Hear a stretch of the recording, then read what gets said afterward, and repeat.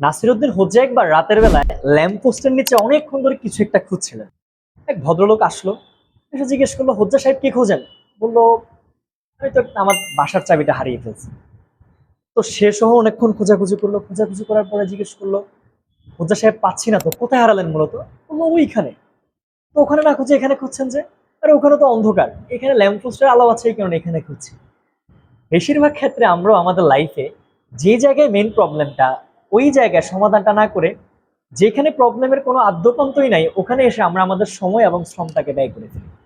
মানে ঘোড়ার মধ্যে পানি না দিয়ে আগার মধ্যে বারবার পানি দিয়ে ফলটাকে জিয়ে রাখার এক ব্যর্থ চেষ্টা। হয়তোবা আপনি সেলসে ভালো করতে পারছেন না, সমস্যাটা প্রোডাক্টে না, আপনি প্রোডাক্ট চেঞ্জ করছেন, আপনি প্রোডাক্টটাকে দোষ দিচ্ছেন, হয়তোবা আপনার সেলস স্কিলে প্রবলেম।